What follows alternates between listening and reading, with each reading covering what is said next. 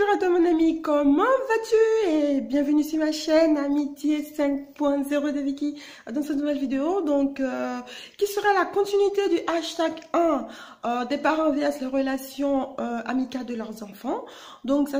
Cette vidéo-ci est la deuxième partie. Donc, comme je disais, quand les enfants prennent l'initiative de ramener chez eux leurs amis, pour pouvoir aussi que les amis aussi voient leur intimité, pour tout simplement continuer de nouer la relation amicale, pour que cet ami-là devienne un peu plus proche. Donc, faut pas que les parents se donnent la peine de juger cet enfant-là, de juger l'ami de leurs enfants. Parce que s'ils se permettent de juger à chaque fois les amis de leurs enfants, les enfants, eux, vont intégrer aussi cette notion-là qui n'est pas tout à fait intéressante, qui n'est pas positive. Parce que peu importe comment l'enfant est ou qui il est, son milieu social, s'il prend le choix d'être ami avec une certaine personne, c'est parce qu'il lui trouve aussi son intérêt. Il trouve que cette personne-là est certainement quelqu'un d'intéressant et pour lui, qui lui apportera quoi qu'il arrive. Et puis de toute façon, il faut être curieux dans la vie. Faut pas forcément être là, rester ensemble, le taupe avec les taupes, le mouton avec le mouton. Bon après, oui, le mouton avec le mouton, c'est sûr, mais bon, dans la basse-cour, on a tout. On a des poules, des moutons, des coqs, on a des canards, on a tout. Donc, dans la vraie vie aussi, faut accepter le mélange parce que c'est quand même important. Faut accepter les différences, voilà, je veux dire. Donc, cet enfant qui va être ami avec un autre enfant de milieu social différent ou tout simplement différent physiquement, faut pas que les parents se disent oui, bon, bah, ton ami, ouais, bon, bah, ouais, bon, bah, ok. D'accord, moi, pour rapport à mon point de vue, je pense que les parents peuvent faire un jugement sur les amis de leurs enfants à une seule condition en fait pour moi. Si c'est vraiment quelqu'un, si c'est un petit voyou, si c'est un enfant qui est mal poli, qui c'est par rapport à son attitude. Donc si cet enfant-là se comporte mal, s'il est irrespectueux des choses comme ça, bah, je pense que dans ce cas-là, les parents, ils ont le mot à dire de toute façon. Donc, ils peuvent pas dire, oui, bah, d'accord, continue, c'est ton ami, de toute façon, on n'a rien à dire. Donc, d'accord, continue, vis ton amitié. Non, les parents ne vont pas faire ça. Et là, dans ce cas-là, il faut que l'enfant comprenne que c'est pour son bien que les parents jugent son ami parce que, voilà, c'est pas quelqu'un qui va l'entraîner dans sur une bonne voie ou dans de bons horizons. Parce qu'il va toujours vouloir faire comme son ami. C'est les adolescents de toute façon. Quand ils sont dans un groupe d'amis, ils aiment faire les choses que les autres font. Ils sont plus ou moins influencés. Dans ce cas-là, les parents peuvent être assez catégoriques et leur dire, bah écoute, cet ami-là, c'est hors de question. Ça, c'est hors de question. Donc, tu vas essayer de te trouver un autre ami parce que là, c'est pour ton bien de toute façon. Dans tous les cas, il faut qu'ils expliquent à l'enfant. C'est pas pour leur point de vue à eux. Il faut qu'ils expliquent à leur enfant que voilà, on a pris cette décision-là par rapport à ci, par rapport à ça. Il faut que l'enfant, il comprenne. Donc après, en général, l'enfant va comprendre. Donc lui-même, il verra que voilà, il n'est pas éduqué comme ça et que cet enfant-là veut le mener un petit peu sur des sentiers un peu battus bizarres. Donc il va quand même comprendre. Et puis c'est les parents, il faut quand même qu'il écoute ses parents. Et puis c'est tout. Et donc ce qu'il y a aussi, c'est que faut pas que les parents se sentent deux fois délaissés. Parce qu'il y a des parents qui peuvent être un peu jaloux, qui peuvent comparer leur vie à la vie de leurs enfants. Parce qu'à leur âge, ils n'avaient pas une certaine liberté de vivre plein de choses et tout. Donc, ils peuvent être un peu jaloux aussi de leurs enfants.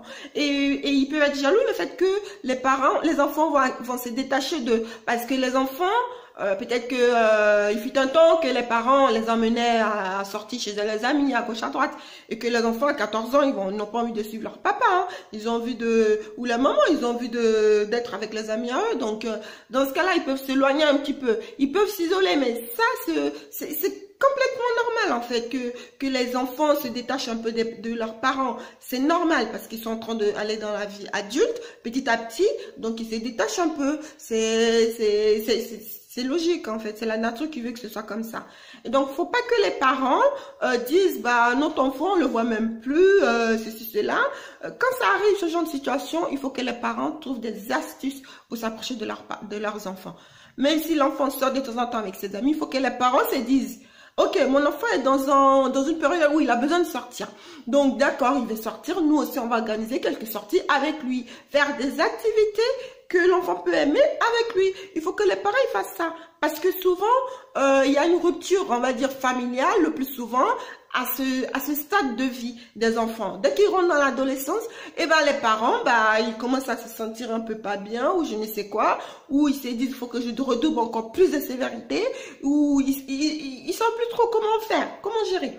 De toute façon, il faut toujours gérer comme vous gérez toujours, les parents. Ne changez pas grand chose, c'est juste qu'il faut être beaucoup plus intuitif et beaucoup plus, je veux dire, attentionné et ne pas quitter son enfant du regard.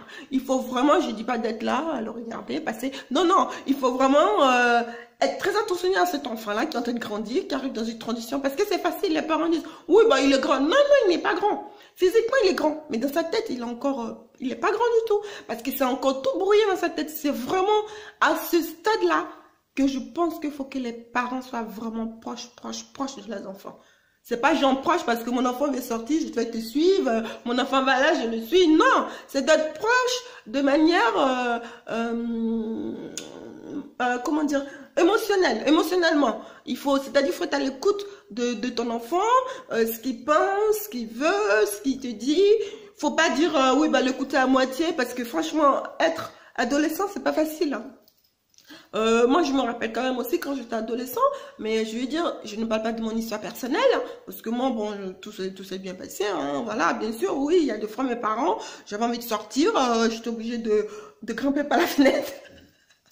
Bon, bah, je me suis grillée, mais bon, c'est pas grave, j'étais obligée de faire ça 2 fois aussi, parce que, mais bon, je dis pas de faire ça, hein. Vous ne faites pas ça, vous les ados qui m'écoutez là, on ne fait pas ça, il faut être tout simple, il faut être clair parce que moi ça date un peu quand même, donc il faut voilà, faut demander à papa et maman, on veut sortir, voilà, et puis j'ouvre la porte tranquille, vous sortez, vous rentrez. Je vous dis pas de vous barrer, c'est pas bien, même si c'est tonton, faut pas faire ça. Voilà, parce qu'on ne sait pas quoi qui t'arrive dans la rue, ton papa il croit que tu dors, ou ta maman, et en fait compte, tu n'es pas là. Et voilà les problèmes. Non. On parle tranquille avec papa et maman. Et il faut que papa et maman comprennent que tu as envie de sortir. Il faut que papa et maman comprennent que tu veux te faire des amis. Et donc, tu vas sortir, ok. Mais il y a des limites. À 14 ans, on ne va pas non plus traîner dans la rue jusqu'à 3 h du mat quand même. Non, il faut comprendre ça, hein. Donc, je veux dire, papa et maman va être gentils pour te laisser sortir avec tes amis.